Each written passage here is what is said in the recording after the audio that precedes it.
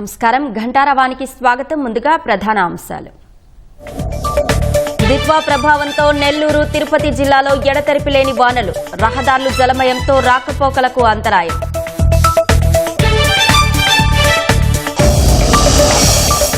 అమరావతి రాజధానికి చట్టబద్ధత దిశగా అడుగులు, విభజన చట్ట సవరణలకు కేంద్ర న్యాయశాఖ ఆమోదం.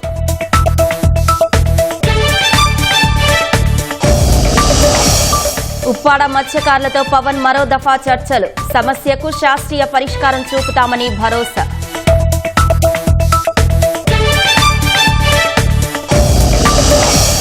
₹100 కోట్ల మద్యం లంచాల రూటింగ్కు 4% కమిషన్, రోనక్ సోదరులకు అప్పట్లో పలుకుబడి గల వ్యక్తుల ఆఫర్.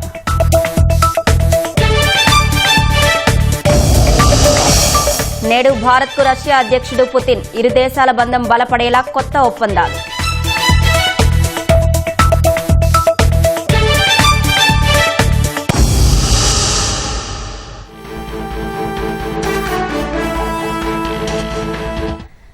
దిత్వా తుపాను ప్రభావంతో ఉమ్మడి చిత్తూరు, నెల్లూరు జిల్లాలో ఎడతెరిపి లేకుండా వర్షాలు కురుస్తున్నాయి. రహదారులు జలమయం కావడంతో రాకపోకలకు తీవ్ర ఇబ్బంది కలుగుతోంది. వానలతో రహదారులు భారీగా దెబ్బతిన్నాయి. ఉమ్మడి చిత్తూరు జిల్లాలో ఎడతెరిపి లేకుండా వర్షాలు కురుస్తున్నాయి. మరింత సమాచారం మా ప్రతినిధి నారాయణప్పను అడిగి తెలుసుకుందాం. నారాయణప్ప, వర్షాలకు సంబంధించి తాజా సమాచారం ఏంటి? దిత్వా తుఫాన్ ప్రభావం ఉమ్మడి చిత్తూరు జిల్లాలో తీవ్రంగా ఉంది. ప్రధానంగా తిరుపతి జిల్లాలోని గూడూరు, సుల్లూరుపేట, నాయుడుపేట, సుల్లూరుపేట, వెంకటగిరి, శ్రీకాళహస్తి, సత్యవేడు నియోజకవర్గాల్లో తీవ్ర ప్రభావం చూపుతోంది. గూడూరు నియోజకవర్గంలోని పలు మండలాల్లో చాలా గ్రామాలు జలమయమయ్యాయి. ప్రధానంగా బాలాయపల్లి, వెంకటగిరి నియోజకవర్గంలోని బాలాయపల్లి మండలం, సత్యవేడు నియోజకవర్గ పరిధిలోని ఒక మండలం, అదేవిధంగా శ్రీకాళహస్తి నియోజకవర్గ పరిధిలోని సొట్టంబేడు మండలాల్లో ఈ ప్రభావం ఉంది. గూడూరు నియోజకవర్గంలో గూడూరు, వాకాడు, చిట్టెమూరు, బాలాయపల్లి ఈ మండలాల్లో తీవ్ర ప్రభావం చూస్తోంది. గూడూరు నియోజకవర్గంలో స్వర్ణముఖి నది భారీగా ప్రవహిస్తుండటంతో లోతట్టు ప్రాంతాల ప్రజలను సురక్షిత ప్రాంతాలకు తరలించేందుకు అధికారులు చర్యలు చేపట్టారు. గూడూరు నియోజకవర్గ పరిధిలోని స్వర్ణముఖి నది తీర సమీపంలో ఉన్న దైవాల దిబ్బ అనే గ్రామానికి ప్రమాదం పొంచి ఉండడంతో ఆ గ్రామంలో ఉన్న దాదాపు 80 కుటుంబాల ప్రజలను సురక్షిత ప్రాంతానికి తరలించారు. అదేవిధంగా గూడూరు నియోజకవర్గంలోని చిట్టమూరు, వాకాడు, చిల్లకూరు మండలాల్లో లోతట్టు ప్రాంతాల్లో అధిక సంఖ్యలో గ్రామాలు జలమయమవుతున్న పరిస్థితుల్లో సహాయక చర్యలు చేపట్టడానికి ప్రభుత్వం ప్రత్యేక చర్యలు చేపట్టింది. రబీ సీజన్ కు సంబంధించి పంట పొలాలు ఇప్పుడిప్పుడే సాగు చేస్తున్న నేపథ్యంలో కోతకొచ్చిన పంటలు లేకపోవడంతో పంట నష్టం తక్కువ ఉందని చెప్పి అధికారులు అంచనా వేశారు. అందుకు అనుగుణంగానే రబీ సీజన్ లో సాగు చేసిన పంటలు నష్టపోయిన వారికి అవసరమైన విత్తనాలు సరఫరా చేసేందుకు కూడా ప్రభుత్వం చర్యలు చేపడుతుంది. 2 రోజులుగా కురుస్తున్న ఎడతెరిపి లేకుండా దాదాపుగా గూడూరు నియోజకవర్గంలో 2 రోజుల్లో 30 సెంటీమీటర్ల వర్షపాతం నమోదైంది. ఈ నేపథ్యంలోనే శ్రీకాళహస్తి, సత్యవేడు, సుల్లూరుపేట, గూడూరు, ఈ వెంకటగిరి 5 నియోజకవర్గాల పరిధిలోని జలాశయాలన్నీ పూర్తిగా నిండిపోవడంతో మొరవల ద్వారా నీటిని కిందికి విడుదల చేస్తున్నారు. అదేవిధంగా రహదారులు భారీగా దెబ్బతినడంతో రాకపోకలు కూడా తీవ్ర అంతరాయం ఏర్పడుతోంది. వర్షాలు తగ్గిన తర్వాత పాడైపోయిన, దెబ్బతింటున్న, బలహీనంగా ఉన్న చెరువు కట్టలను సర్వే చేయడంతో పాటు రహదారులను పూర్తి స్థాయిలో పాడైపోయిన రహదారులను తాత్కాలికంగా మరమ్మతులు చేసి రవాణాకు ఇబ్బంది లేకుండా ఉండేందుకు అవసరమైన ఏర్పాట్లు కూడా చేస్తున్నారు. మరోవైపు నిన్న రాత్రి నుంచి కూడా గూడూరు నియోజకవర్గంలో తీవ్రంగా ప్రభావం ఉండడంతో ప్రత్యేకంగా గూడూరు నియోజకవర్గంపై దృష్టి కేంద్రీకరించి ప్రజలకు ఇబ్బంది లేకుండా ఉండేలా సహాయక చర్యలు చేపడుతున్నట్టు కొద్దిసేపు కలెక్టర్ వెంకటేశ్వర్ తెలియజేశారు. అదేవిధంగా సత్యవేడు నియోజకవర్గం పరిధిలోని వరదైపాలెం మండలము, శ్రీకాళహస్తి నియోజకవర్గ పరిధిలోని సతంబేడు మండలము, వెంకటగిరి నియోజకవర్గ పరిధిలోని బాలాయపల్లి మండలము, గూడూరు నియోజకవర్గ పరిధిలోని వాకాడు మండలము, ఈ మండలాల మీద ప్రత్యేక దృష్టి సారించి ఆయా ప్రాంతాల ప్రజలకు ఇబ్బంది లేకుండా ఉండేలా చర్యలు చేపట్టామని చెప్పి కలెక్టర్ ప్రకటించారు. అశ్విని, ధన్యవాదాలు నారాయణప్ప. నెల్లూరులోనూ వర్షాలకు రహదారులు దెబ్బతిన్నాయి. రాకపోకలకు అంతరాయం ఏర్పడింది. మరింత సమాచారం మా ప్రతినిధి రాజారావును అడిగి తెలుసుకుందాం. రాజారావు, ఉమ్మడి నెల్లూరు జిల్లాలో వర్షాలకు సంబంధించి తాజా సమాచారం చెప్పండి. నెల్లూరు జిల్లాలో దిత్వా తుఫాను ప్రభావంతో ఇది 5వ రోజుగా వర్షాలు కురుస్తూనే ఉన్నాయి. రాత్రి నుంచి కూడా ఎడతెరిపి లేకుండా వర్షాలు కురవడంతో అనేక ప్రాంతాలు జలమయం అయ్యాయి. అంటే నిన్న రాత్రి కూడా అదే వర్షం కురవడం ఈ రోజు కూడా కొనసాగుతుండటంతో ఈ పరిస్థితి బాగా తీవ్ర ఇబ్బందికరమైన పరిస్థితి అనేది ఉంది. ఎక్కువగా కుండపోతగా కురుస్తున్న వర్షాలతో ఇప్పుడు కూడా వర్షం పడుతూనే ఉంది. రాత్రి ఉరుములు మెరుపులతో భారీగా వర్షం పడింది. దాదాపు ఇక్కడ నెల్లూరు నగరం గ్రామీణ ప్రాంతాలలో మోకాళ్ళ లోతు నీళ్లలో ప్రజలు రాకపోకలు చేస్తున్నారు. అంటే ఇల్లు కూడా చుట్టూ కూడా అనేక ప్రాంతాలు కూడా కాలనీలన్నీ కూడా మునిగిపోయి ఉన్నాయి. మాగుంట లేఅవుట్ అండర్ పాస్ పూర్తిగా మునిగిపోయింది. అయితే దీన్ని నీటిని బయటికి పంపిస్తూ అధికారులు చర్యలు అనేది చేపడుతున్నారు. అయితే పోలీసులు కూడా ఈ ప్రాంతాల్లో హైవే మీద జాతీయ రహదారి మీద వాహనాలు గూడూరు వరకు, నెల్లూరు గూడూరు కావలి వరకు కూడా వాహనాలు కొంచెం నెమ్మదిగా కదులుతున్నాయి. కొన్ని చోట్ల ఒకవైపు వాహనాలను మాత్రం నిలిపివేస్తున్నారు. అంటే ప్రధానంగా ఈ గూడూరు నుంచి నెల్లూరు కావలి మధ్య కొన్ని చెరువులు ఉన్నాయి. ఈ చెరువు ప్రవాహంతో రోడ్డు మీదకి జాతీయ రహదారికి నీరు వస్తుంది. ఈ నీటి ప్రవాహంతో వాహనాలు రాలేకపోవడం, కొన్ని భారీ వాహనాలను ఒకవైపు నిలిపివేసేశారు. మొత్తం మీద కూడా ఇది మన నెల్లూరు నగరంలో చూస్తే అన్నమయ్య సర్కిల్ నుంచి వెంకటేశ్వర స్వామి ఆలయం, అదేవిధంగా అయ్యప్ప స్వామి దేవాలయం, హైవే నుంచి వచ్చే నీళ్లతో తలపగిరి కాలనీ, చంద్రబాబు నగర్, ఈ పోలీస్ కాలనీ ఇవన్నీ కూడా దాదాపు ఒక 20 కాలనీల్లో పూర్తిగా మునకకు గురైన పరిస్థితి అనేది నెల్లూరు నగరం, నెల్లూరు గ్రామీణ శివారు ప్రాంతాలలో ఎక్కువగా మనం చూస్తున్నాము. మధ్యలోనే ఈ కొన్ని ప్రాంతాలలో వాహనాలు కూడా పోలీసుల మధ్యలోనే నిలిపివేస్తున్నారు. అంటే రాకపోకలు లేకపోవడంతో చంద్రబాబు నగర్ రెవెన్యూ కాలనీలో రోడ్లు కూడా కోతలకు గురైనాయి. తలపగిరి కాలనీ, ఆర్టీసీ పోలీస్ కాలనీలలో ఎక్కువ జలమయం అయి ఇళ్లన్నీ కూడా పూర్తిగా మునక అయిన పరిస్థితి వైఎస్ఆర్ శ్రామిక నగర్ లో కూడా ఉంది. అంటే ఇవన్నీ కూడా శివారు కాలనీ లోతట్టు ప్రాంతాలు ఉన్నందువల్ల చుట్టూ వచ్చే నీరంతా కూడా ఈ శివారు కాలనీలోకి చేరింది. అంటే పెనుబల్లి కావుల పాడు మధ్య తెగిన ఒక సదరన్ ఛానల్ కట్ట నిన్ననే తగ్గిపోయింది. ఆ ప్రవాహం ఇప్పటికీ కొనసాగుతూనే ఉంది. కంటేపల్లి చెరువు షట్టర్లు కూడా దెబ్బతిన్నాయి. ఆర్టీసీ శిక్షణ హైవే మీద ఉంటుంది ఇది ఆర్టీసీ శిక్షణ కళాశాల. ఈ బస్సులు చుట్టూ కూడా మొత్తం కూడా నిండిపోయి నీళ్లతోనే నిండిపోయినాయి. అంటే చెన్నై నెల్లూరు చెన్నై రహదారి, ఈ రహదారి మొత్తం మీద కూడా వాహనాలు కూడా అనేక చోట్ల ఆగిపోవడం, ఒకవైపు నీరు ప్రవహించడంతో బాగా ఇబ్బందికరమైన పరిస్థితి జాతీయ రహదారి మీద నెలకొని ఉంది. అంటే వెంకటాచలం, మనుబోలు, ముత్తుకూరు, సైదాపురం, కోవూరు, టీపీ గూడూరు ఈ ప్రాంతాలన్నింటిలో కూడా ఇందుకూరుపేట మండలంలో అత్యధిక వర్షపాతం నమోదైంది. అంటే ఇందుకూరుపేట మండలంలో ఎక్కువగా అంటే ఆకుకూరలు ఇవి ఉన్నాయి, ఎక్కువగా అరటి తోటలు అవి దాదాపు పూర్తిగా దెబ్బతిన్నాయి ఇక్కడ. అంటే ఇది 5వ రోజు కొనసాగుతుండటంతో అనేక ప్రాంతాలలో చెరువులు కూడా నిండాయి. దాదాపు నెల్లూరు జిల్లాలో 1000 చెరువులు దాకా ఉన్నాయి. అవన్నీ కూడా 80% వరకు కూడా ఇప్పటికి నిండిపోయి ఉన్నాయి. అంటే ఇప్పటికి మంద తుఫాను గత 2 సార్లు వచ్చిన ఈ తుఫాన్లతో పాటు ఇది 3వ తుఫాను. దీంతో ఎక్కువగా కొన్ని చెరువులు అయితే కట్టల మీద నుంచి కూడా నీటి ప్రవాహం పొంగి ప్రవహిస్తుంది. కనుపూరు చెరువు జాతీయ రహదారిపైకి నీరు ప్రవహిస్తూ ఉంది. దీంతో అక్కడ రాకపోకలు కూడా నిలిచిపోయాయి.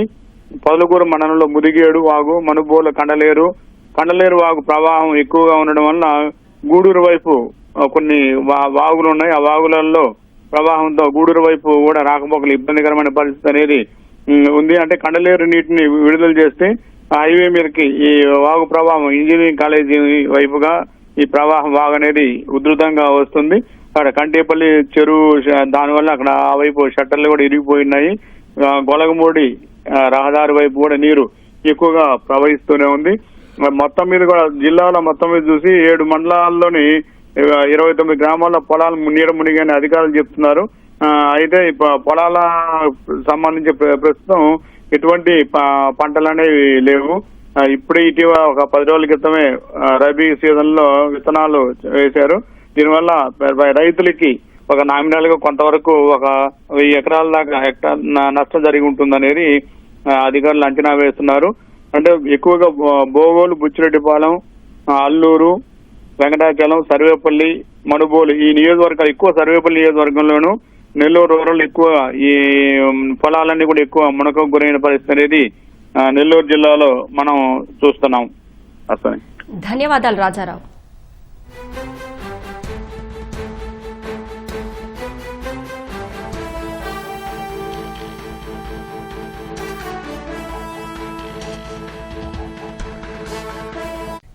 తమిళనాడు పరిసర సమీపంలో అల్పపీడనం కొనసాగుతోంది. తమిళనాడు, కేరళ, కర్ణాటక సముద్ర మట్టానికి 1.5 కిలోమీటర్ల ఎత్తులో ఉపరితల ఆవర్తనం సాగుతున్నట్లు వాతావరణ శాఖ అధికారులు చెబుతున్నారు.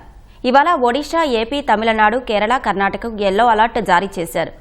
దక్షిణ కోస్తాలోని ప్రకాశం, నెల్లూరు, తిరుపతి, చిత్తూరు జిల్లాలో భారీ వర్షాలు కురుస్తున్నాయి. గంటకు 30 కిలోమీటర్లకు మించి గాలులు ఉండే అవకాశం ఉంది. నెల్లూరు, సూళ్లూరుపేట, పుత్తూరులో అతి భారీ వర్షాలు కురవనున్నాయి. తిరుపతి, పాకాల, చిత్తూరు, శ్రీ సిటీలో అతి భారీ వర్షాలకు అవకాశం ఉంది. దిత్వా ప్రభావానికి సంబంధించి తాజా సమాచారం మా ప్రతినిధి ఆదిత్య పవన్ అడిగి తెలుసుకుందాం. ఆదిత్య పవన్, తమిళనాడు పరిసర సమీపంలో అల్పపీడనంపై తాజా సమాచారం ఏంటి? అశ్విని, దిత్వా తుఫాను పూర్తిగా బలహీనపడిందని చెప్పుకోవచ్చు. ఎందుకంటే ఇప్పుడు దిత్వా తుఫాను అల్పపీడన స్థానంలో కొనసాగుతుంది, అల్పపీడన పరిస్థితిలో కొనసాగుతుంది. ఇది మరింత బలహీనపడేటువంటి పరిస్థితి కనిపిస్తుంది. ఇప్పటికే బలహీనపడింది. అందుకే సముద్ర మట్టానికి 1.5 కిలోమీటర్ ఎత్తులో తమిళనాడు, కేరళ, కర్ణాటక ఈ ప్రాంతాలలో కొనసాగుతుంది. అంటే పూర్తిగా ద్రోణి పరిస్థితుల్లో కొనసాగుతుంది, ఉపరితల ఆవర్తన స్థితిలో కొనసాగుతుందని చెప్పుకోవచ్చు. అంటే దిత్వా తుఫాను పూర్తిగా సాధారణ స్థితికి వచ్చిందని స్పష్టమవుతోంది.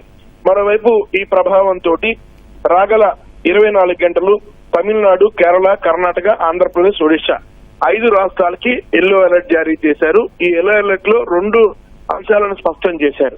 ఒకటి, వర్షాలు పడేటువంటి అవకాశం 5 సెంటీమీటర్ల మించి వర్షపాతం పడేటువంటి అవకాశం ఉంటుంది. రెండోది, గంటకు 30 కిలోమీటర్లు మించినటువంటి గాలులు ఈ ప్రాంతంలో ఈ 5 రాష్ట్రాల్లో పడేటువంటి అవకాశం ఉంటుందని ఇప్పటికే భారత వాతావరణ శాఖ స్పష్టం చేస్తోంది. మరోవైపు ఈ ప్రభావం దక్షిణ కోస్తాలోని ప్రకాశం, నెల్లూరు, తిరుపతి, చిత్తూరు ఈ 4 జిల్లాల్లో చాలా స్పష్టంగా కనిపిస్తోంది. భారీ వర్షాలున్నాయి. ముఖ్యంగా నెల్లూరు, సూళ్లూరుపేట, పుత్తూరు, తిరుపతి, పాకాల, చిత్తూరు, శ్రీ సిటీ ఈ 7 ప్రాంతాలలో కూడా అతి భారీ వర్షాలు పడేటువంటి అవకాశం ఉంది.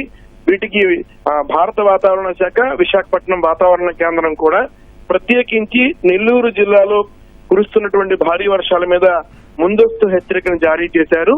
రాగల 3 గంటల్లో కూడా ఈ ప్రాంతాల్లో అతి భారీ వర్షాలు పడేటువంటి అవకాశం ఉంది. ఇప్పటికే ఈ ప్రాంతాల్లో భారీ వర్షాలు పడుతున్నాయి. ముఖ్యంగా దక్షిణ కోస్తా, తమిళనాడు, కేరళ ఈ ప్రాంతాలు ప్రయాణం చేసేవారు అత్యంత అప్రమత్తంగా ఉండాలి. ఎందుకంటే ఇప్పటికే చాలా ప్రాంతాల్లో జాతీయ రహదారుల సమీపంలో జాతీయ రహదారుల మీద నీరు ప్రవహించిన ఘటనలు జరుగుతున్నాయి. అలాగే చాలా చోట్ల ఈ వర్ష ప్రభావం వల్ల ఇబ్బందికర రహదారుల మీద, ముఖ్యంగా రవాణా మార్గాల మీద కొంత ప్రభావం కనిపించే అవకాశం ఉంది. కాబట్టి ఇప్పటికే వాతావరణ అధ్యయన నిపుణులు స్పష్టం చేస్తున్నారు, ప్రయాణికులు దక్షిణ కోస్తా, అందులోనూ దక్షిణ కోస్తాలోని నెల్లూరు, ఇతర ప్రాంతాలు ప్రయాణం చేసేవారు, తమిళనాడు, కేరళ ప్రయాణం చేసేటువంటి ప్రయాణికులు అప్రమత్తంగా ఉండాలనేటువంటి అంశాన్ని స్పష్టం చేస్తున్నారు. మరోవైపు మరో 24 గంటల పాటు ఈ ప్రభావం కొనసాగుతుంది. ముఖ్యంగా కొనసాగుతున్నటువంటి ఉపరితల ఆవర్తనము, అలాగే అల్పపీడన ప్రభావం ఈ 2 ప్రభావాల వల్ల కూడా ఆంధ్రప్రదేశ్, తమిళనాడు, కేరళ, కర్ణాటక ఈ 4 రాష్ట్రాల మీద కూడా మరో 24 గంటలు ఈ ప్రభావం కొనసాగే అవకాశం ఉంది. అశ్విని, ధన్యవాదాలు ఆదిత్య పవన్.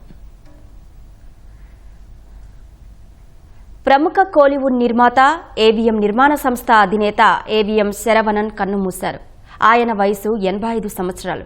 చెన్నైలోని నివాసంలో ఉదయం తుదిశ్వాస విడిచారు.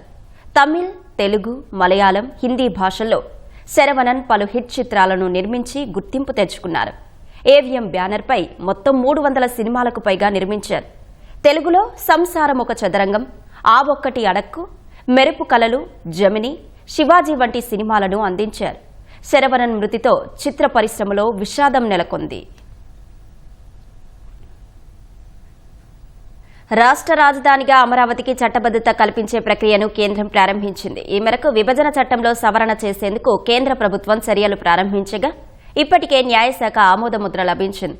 కేంద్ర మంత్రివర్గం ఆమోదం తర్వాత పార్లమెంటులో ప్రవేశపెట్టనున్నారు. అక్కడ ఆమోదం తర్వాత ఆంధ్రప్రదేశ్ నూతన రాజధానిగా అమరావతిని ప్రకటిస్తూ గెజిట్ విడుదల చేస్తారు. 2014లో రాష్ట్ర విభజన తర్వాత ఏపీ రాజధానిగా అమరావతిని అప్పటి ప్రభుత్వం ఎంపిక చేసింది. అసెంబ్లీ సచివాలయ భవనాలు నిర్మించి పాలన ప్రారంభించింది.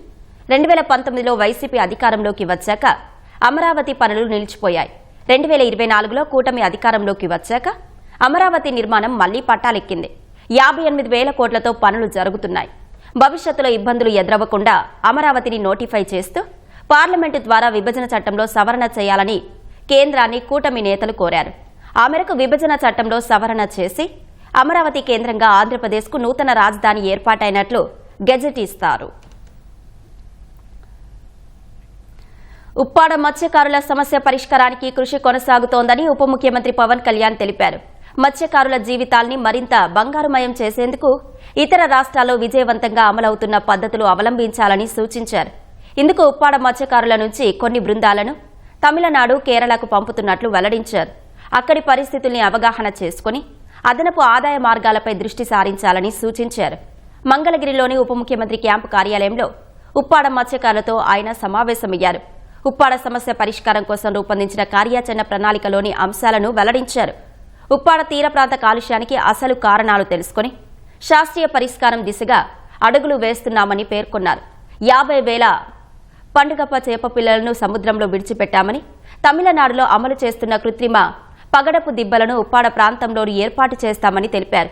సముద్రపు నాచు వ్యవసాయం అనే కొత్త పద్ధతితో మత్స్యకారుల ఆదాయానికి కొత్త మార్గాలు చూపిస్తామని హామీ ఇచ్చారు.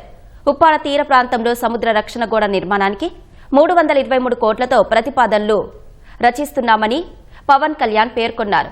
పిఠాపురంలో ప్రత్యేకంగా నిర్మించబోయే 5 అంతస్తుల వాణిజ్య సముదాయంలో మత్స్యకారుల కోసం ప్రత్యేకంగా కేటాయిస్తామన్నారు.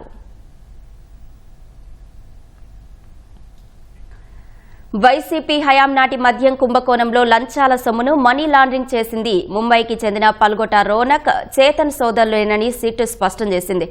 100 కోట్లు రూటింగ్ చేయాలంటూ అప్పట్లో వారికి ఏపీకి చెందిన రాజకీయ నాయకులు, పలుకుబడి గల వ్యక్తులు 4% కమిషన్ ఆఫర్ చేశారని వెల్లడించింది. రోనక్ రిమాండ్ రిపోర్టును కోర్టుకు సమర్పించిన సిట్ చేతన్ కోసం వేట కొనసాగిస్తోంది.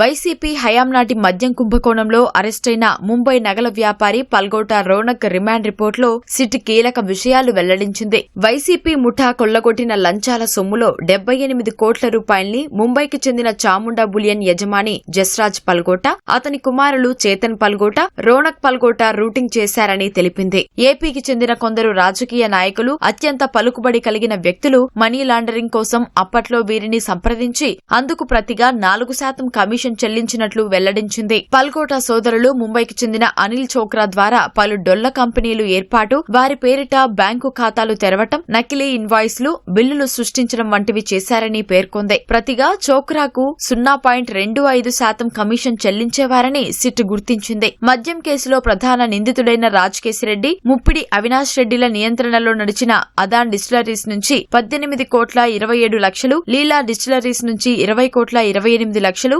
ఎస్పీవై ఆగ్రో ఇండస్ట్రీస్ నుంచి 39 కోట్లు చొప్పున మొత్తం కలిపి 77 కోట్ల 55 లక్షలు వోల్విక్, క్రిపాటి, నైస్నా, విశాల్ పేరిట ఏర్పాటైన డొల్ల కంపెనీల ఖాతాల్లోకి జమైనట్లు రిమాండ్ రిపోర్టులో సిట్ వివరించింది. వాటిని అక్కడి నుంచి మరో 32 డొల్ల కంపెనీల ఖాతాలోకి మళ్లించగా అనిల్ చోక్రా విత్డ్రా చేసి రోనక్, చేతన్లకు అందజేసినట్లు సిట్ తెలిపింది. కొన్నిసార్లు వారికి సంబంధించిన Chamunda bullion, Raj bullion, Mahalakshmi traders, Ruchita jewellers, Payal gold private limited, Raksha bullion, Sanghvi bullion ఖాతాల్లోకి నేరుగా జమ చేసేవాడని వివరించింది. ఆయా డొల్ల కంపెనీల నుంచి వస్త్రాలు, ఇతర సరుకులు కొన్నట్లు చూపించి డిస్టిలరీల ప్రతినిధులు రికార్డుల్లో రాసుకోగా అనిల్ చోక్రా వాటికి అనుగుణంగా నకిలీ ఇన్వాయిస్లు సృష్టించినట్లు తెలిపింది. సిట్ దర్యాప్తులో మొత్తం 114 నకిలీ ఇన్వాయిస్లు, వే బిల్లులు బయటపడ్డాయి. వాటిని విశ్లేషిస్తే ఆయా తేదీల్లో ఆయా నంబర్లు కలిగిన వాహనాలేవీ ముంబై నుంచి ఏపీకి వచ్చినట్లు ఏ టోల్గేట్లోనూ రికార్డు రికార్డు కాలేదని స్పష్టమైంది. బంగారం, నగల వ్యాపారం ముసుగులో పల్గోట సోదరులిద్దరూ హవాలా దందా నడిపించారని సిట్ పేర్కొంది. ఈ కేసులో పల్గోట రోనక్ ను అరెస్టు చేసిన సిట్ బృందాలు అతని సోదరుడు చేతన్ అరెస్టు కోసం ముంబై వెళ్లాయి. అతన్ని పట్టుకొస్తే మనీ లాండరింగ్ కోసం సంప్రదించిన రాజకీయ నాయకులు, పలుకుబడి కలిగిన వ్యక్తుల వివరాలు బయటపడే అవకాశం ఉంది. చేతన్, రోనక్లకు సంబంధించిన చాముండా బులియన్ సంస్థ ఖాతాలోకి కేరాజ్ ఎంటర్ప్రైజెస్ నుంచి 375 కోట్లు, న్యూ మౌంట్ గోల్డ్ నుంచి 143 కోట్లు, మలిష్కా గోల్డ్ నుంచి 135 కోట్లు, ట్రిప్పర్ నుంచి 124 కోట్లు జమయ్యాయి. ఇవి కూడా మనీ లాండరింగ్ కోసం వచ్చినవేనని సిట్ తేల్చింది. రష్యా అధ్యక్షుడు వ్లాదిమిర్ పుతిన్ నేడు భారత్ పర్యటనకు రానున్నారు. శుక్రవారం 23వ భారత్ రష్యా వార్షిక శిఖరాగ్ర సమావేశంలో పాల్గొననున్న పుతిన్ ప్రధాని మోదీతో ద్వైపాక్షిక చర్చలు జరపనున్నారు. ఈ సందర్భంగా ఇరు దేశాల మధ్య కీలక ఒప్పందాలు జరగనున్నాయి. ద్వైపాక్షిక సంబంధాలను పరిరక్షించుకోవడం సహా బలోపేతం చేసుకునే లక్ష్యంతో రష్యా అధ్యక్షుడు పుతిన్ భారత్లో పర్యటించనున్నారు. ఈ సాయంత్రం భారత్ రానున్న పుతిన్ కు ఘన స్వాగతం పలికేందుకు ప్రభుత్వ యంత్రాంగం సిద్దమైంది. తర్వాత ప్రధాని నరేంద్ర మోదీ ఇవ్వనున్న ప్రైవేటు విందుకు పుతిన్ హాజరవుతారని సంబంధిత వర్గాలు తెలిపాయి. శుక్రవారం ఉదయం రాజ్ఘాట్ ను సందర్శించే అవకాశముందని పేర్కొన్నాయి. తర్వాత హైదరాబాద్ హౌస్ వేదికగా జరగనున్న శిఖరాగ్ర సదస్సులో మోదీ, పుతిన్ సహా ఇరు దేశాల ప్రతినిధులు పాల్గొంటారు. అనంతరం పుతిన్ రష్యా ప్రభుత్వ ఆధ్వర్యంలోని ప్రసారాలకు సంబంధించిన కొత్త ఛానల్ను భారత్లో ప్రారంభించనున్నారు. తర్వాత రాష్ట్రపతి ద్రౌపది ముర్ము ఇచ్చే విందుకు పుతిన్ హాజరు కానున్నారు. అమెరికా, భారత్ మధ్య సుంకాల వివాదం నెలకొన్న వేళ ఢిల్లీ, మాస్కోల మధ్య అనేక ఒప్పందాలు కుదరనున్నాయి. రక్షణ, ఇంధనం, మొబిలిటీ, ఆరోగ్య సంరక్షణ, లాజిస్టిక్స్, చెల్లింపులకు సంబంధించిన ఒప్పందాలు కుదుర్చుకోనున్నారు. రక్షణ సహకారం, లాజిస్టిక్స్ ఒప్పందాల్లో భాగంగా మరిన్ని S-400 గగనతల రక్షణ వ్యవస్థలతో పాటు 5వ తరం సుఖోయ్ 57 యుద్ధ విమానాల కొనుగోలుపై చర్చలు, ఒప్పందాలు ఎజెండాలో ఉన్నాయి. S-400 కు అధునాతన తరం S-500 గగనతల రక్షణ వ్యవస్థ అమ్మకాలపై కూడా అవగాహనకు రానున్నట్లు తెలుస్తోంది. క్షిపణులు, యుద్ధ నౌకలు, జలాంతర్గాములు, విమానాల అభివృద్ధి, ఉమ్మడి తయారీని పెంచేలా చర్చలు, ఒప్పందాలు జరగనున్నాయి. అమెరికా సుంకాల వివాదం వేళ రష్యా, భారత్ మధ్య ఇంధన అంశం ప్రముఖంగా ప్రస్తావనకు రానుంది. రష్యా ఉక్రెయిన్ యుద్ధం నేపథ్యంలో భారత్ కు తక్కువ ధరకే క్రెమ్లిన్ ముడి చమురు సరఫరా చేస్తోంది. ఈ క్రమంలో ఇరువురికి ప్రయోజనకరంగా మరిన్ని నిర్ణయాలు తీసుకునే అవకాశముంది. పౌర అణుసహకారంలో భాగంగా అణుశక్తిపై ఒప్పందాలు కుదిరే అవకాశముంది. చిన్న రియాక్టర్లను ఉత్పత్తి చేయడంలో అపార అనుభవం ఉన్న రష్యా వాటిని భారత్ కు ఆఫర్ చేయనున్నట్లు తెలుస్తోంది. ఏటా 3-4 మిలియన్ టన్నుల దిగుమతులతో రష్యా ఎరువులపై ఆధారపడుతున్న భారత్ వాటిని మరింత పెంచాలని భావిస్తోంది. ప్రపంచంలో అమెరికా డాలర్ ఆధిపత్యం కొనసాగుతున్న నేపథ్యంలో భారత్, రష్యా మధ్య దిర్హంతో చెల్లింపులు జరిపేలా చర్చలు జరుగుతాయని తెలుస్తోంది. వైద్య రంగంలో సహకారం బలోపేతం చేసే దిశగా ఔషధాలు, వైద్య సాంకేతికతలో సహకారాన్ని పెంపొందించుకునే ఒప్పందాలు కుదరనున్నాయి. కీలక ఒప్పందాలు కుదుర్చుకునేందుకు భారత్ వస్తున్న రష్యా అధ్యక్షుడి కోసం భారీ భద్రతా ఏర్పాట్లు చేశారు. పుతిన్ 5 అంచెల భద్రతా వలయంలో ఉండనున్నారు. NSG కమాండోలు, స్నైపర్లు, డ్రోన్లు, జామర్లు, AI వంటి అధునాతన సాంకేతికతతో గస్తీ నిర్వహిస్తారు.